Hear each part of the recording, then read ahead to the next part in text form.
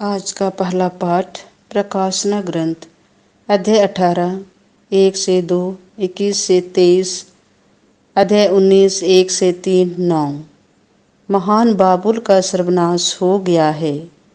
मैं यूहन्ना ने एक स्वर्गदूत को स्वर्ग से उतरते देखा। वह महान अधिकार से संपन्न था और पृथ्वी उसके तेज से प्रदीप्त हो उठी।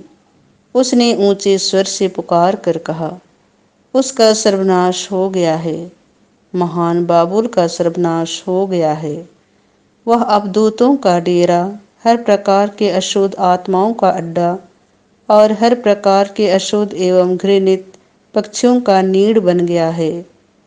तब एक बलवान स्वर्गदूत ने चक्की के बड़े पाट जैसा एक पत्थर उठाया और यह कहते हुए समुद्र में फेंका, महानगर बाबुल उसी वेग से गिरा दिया जाएगा और उसका फिर कभी पता नहीं चलेगा। बीना वादकों और संगीतकारों की मुरली और तुरही बजाने वालों की आवाज़ तुझ में फिर कभी सुनाई नहीं पड़ेगी। किसी भी व्यवसाय के कारीगर तुझ में फिर कभी नहीं मिलेंगे।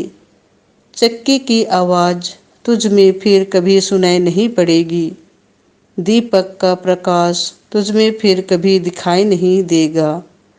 वर और वधू का स्वर तुझ में फिर कभी सुनाई नहीं पड़ेगा, क्योंकि तेरे व्यवसायी पृथ्वी के अधिपति थे और तूने अपने जादू द्वारा सभी राष्ट्रों को बहका दिया। इसके बाद मैंने स्वर्ग में एक विशाल जन समुदाय की सी ऊंची आवाज को यह कहते हुए सुना, हालेलुया, हमारे ईश्वर को विजय, महिमा और सामर्थ्य, क्योंकि उसके निर्णय सच्चे और न्यायसंगत हैं।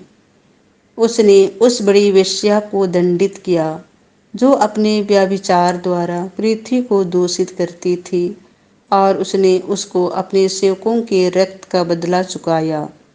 तब उन्होंने फिर कहा, हालेलुया, उसके जलने का धुआं युग युगों तक उठता रहेगा। स्वर्गदूत ने मुझसे कहा, यह लिखो, धन्य हैं वे जो मेमने की विवाह भोज में निमंत्रित हैं। यह प्रभु की वाणी है। संत लूकास के अनुसार पवित्र सुसमाचार अध्याय 21 20 से 28। यरूशलेम गैर यहूदी राष्ट्रों द्वारा तब तक रौंदा जाएगा जब तक उन राष्ट्रों का समय पूरा न हो जाए। यीशु ने अपने शिष्यों से यह कहा, जब तुम लोग देखोगे कि यरूशलेम सेनाओं से घिर रहा है, तो जान लो कि उसका सर्वनाश निकट है। उस समय जो लोग यहूदिया में हो या पहाड़ों पर भाग जाएं, जो यरूशलेम में हों वे बाहर निकल जाएं, और जो देहात में हो वे नगर में ना जाएं, क्योंकि वे दंड के दिन होंगे जब जो कुछ लिखा है वह पूरा हो जाएगा। उनके लिए शोक जो उन दिनों गर्भवती अथवा दूध पिलाती होंगी, क्योंकि देश में घोर संकट और इस प्रजा पर प्रकोप आ पड़ेगा। लोग तलवार की धार से मृत्यु के घाट उतारे जाएंगे।